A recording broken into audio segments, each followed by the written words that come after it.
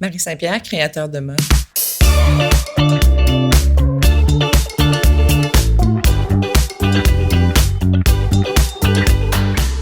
Je suis venue à Brébeuf pendant 3 années, secondaire 5 et cégep. J'ai gradué en 82 en arts et communication. Alors, j'ai fait mon secondaire 5 et mon cégep à Brébeuf. Et quand je suis arrivée à Brébeuf, j'ai été vraiment surprise à quel point j'ai aimé cette école. Et encore aujourd'hui, en revenant visiter, je ressens le bonheur que j'ai vécu quand je suis rentrée ici. Je sentais qu'on avait une grande liberté d'exprimer ce qu'on était. Donc, un cadre sévère, mais avec une liberté d'expression. J'ai senti la liberté quand je suis arrivée à Brébeuf. La grande salle de jeu, les tables de poule. Il y avait des moments de conversation, il y avait des moments de jeu, il y avait des moments de travail, de collaboration. J'ai fait beaucoup de travaux en équipe à Brébeuf. J'ai appris à travailler en équipe. Pour moi, c'était fantastique. Je trouve qu'on fait pas assez de travail d'équipe dans les écoles. C'est bien de stimuler une chaîne de commandement dans les équipes, la communication entre les individus pour mener à terme un projet. J'ai fait des beaux projets à Brébeuf. J'ai des très, très bons souvenirs de ce que j'ai fait ici parce que ça a été bien fait. On s'est donné, on a fait des campagnes de publicité, on a fait des documentaires, on a fait un film, de la sculpture, de la peinture, du dessin. Donc, on a touché à beaucoup de choses qui ont été vraiment des piliers dans mon travail. Quand on monte un défilé de mode, on fait une trame sonore. Ben moi, j'avais déjà fait ça, des trames sonores à Brébeuf. C'était très créatif, puis on nous amenait, on poussait avec les moyens qu'il y avait à l'époque à faire des choses assez exceptionnelles. J'ai beaucoup de fierté de ce que j'ai accompli ici. Le fait qu'il y ait une grande salle qui réunissait, même les différents niveaux à l'époque, c'est sûr que les gens s'assoyaient par niveau, mais cette espèce de communion entre les niveaux, avec des grandes tables de poule au centre, la radio étudiante, avec des gens qui avaient vraiment une envie de nous faire découvrir de la musique, de nous enseigner la musique, c'était exceptionnel. C'était un vrai terrain de jeu où on travaillait fort. En arts et communication, on était tellement occupés qu'on était assez, à part les moments dans la grande salle, on était assez fusionnels. On avait des travaux, des films à monter. On n'arrêtait pas. On était dans les studios de montage. Les fins de semaine, on transportait nos caméras. C'était un cursus qui demandait quand même beaucoup de travail. Chose exceptionnelle, c'est de travailler en équipe. Puis je pense qu'à Brébeuf, dans l'ensemble de ce que je faisais, moi, ici, c'était quelque chose qu'on avait envie de célébrer. Pas « oh non, tu regardes pas ce que l'autre fait ». Non, regarde ce que l'autre fait, discute avec ce que l'autre est en train de faire, échangez vos points de vue. Donc, une liberté puis une grande ouverture d'esprit, malgré ce qu'on peut en penser. Parce que les gens ont l'impression que Brébeuf, c'est quand même d'une rigueur... c'est rigoureux, mais dans un sens qui n'est pas juste de mettre des règles pour mettre des règles. C'est rigoureux dans le sens des étapes de réflexion, de communication et de rendu, mais avec beaucoup de liberté.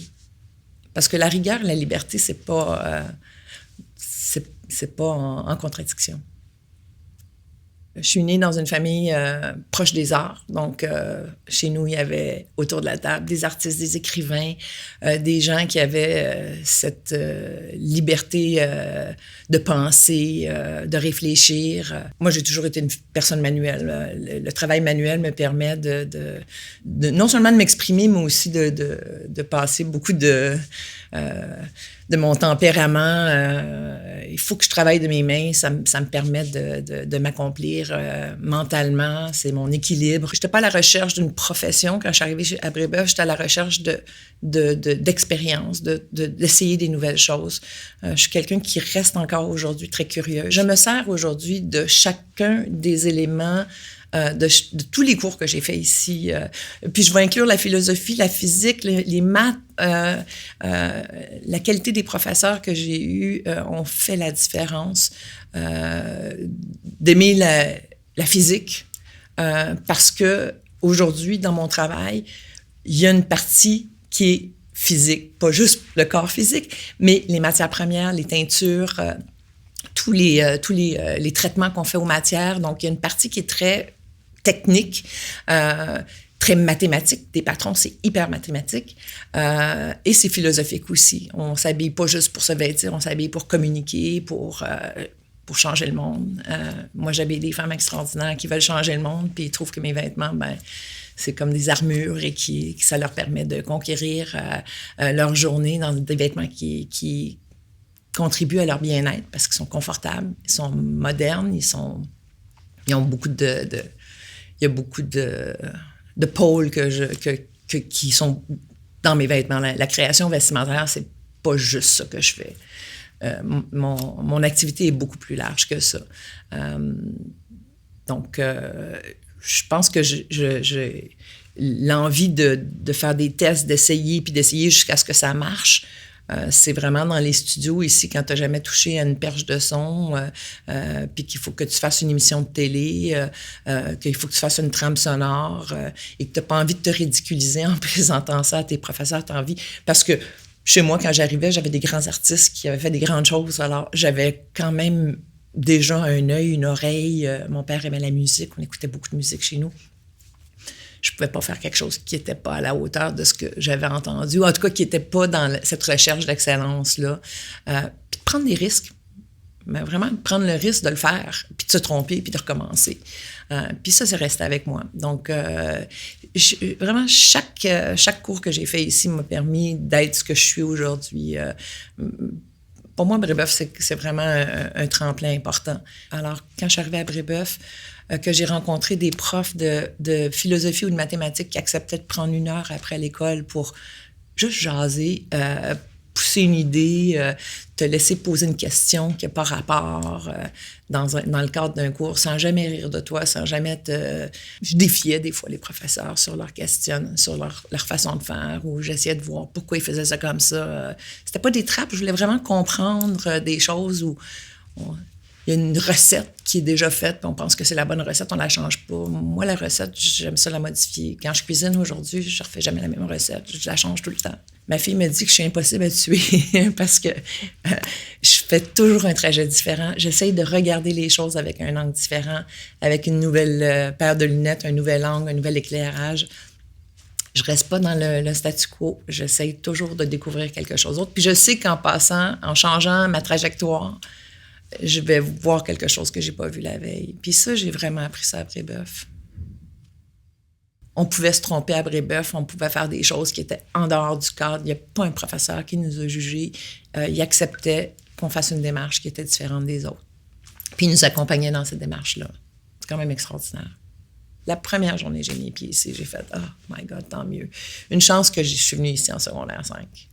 Quand je suis rentrée ici ce matin, j'ai ressenti la même chose que la première journée où je suis rentrée. Donc, il y a quelque chose il y a une âme dans ce building-là, dans la façon dont il a été construit, opéré, géré, qui, je sais pas, j'avais un gardien de sécurité souriant, j'ai vu des élèves dans la grande salle qui étaient en train de discuter de façon civilisée.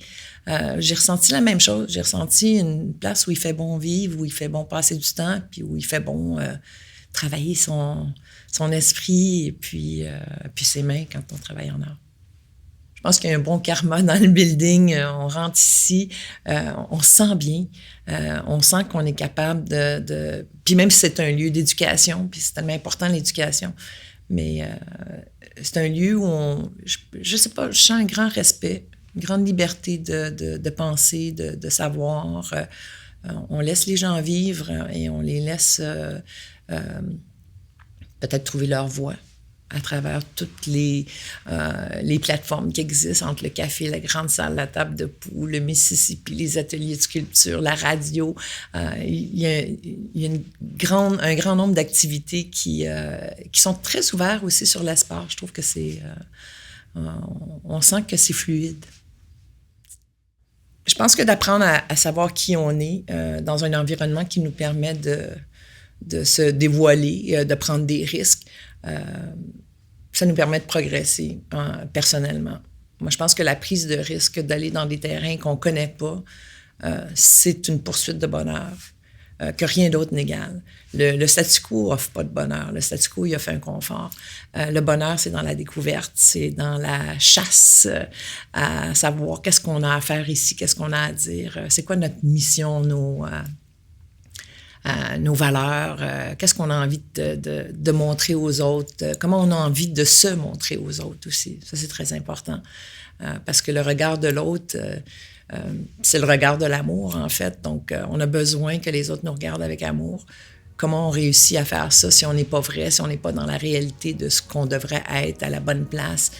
Trouver sa place, ça demande de voyager dans l'espace, ça demande de découvrir des choses. C'est important de trouver sa voie, mais aussi de la tracer peut-être.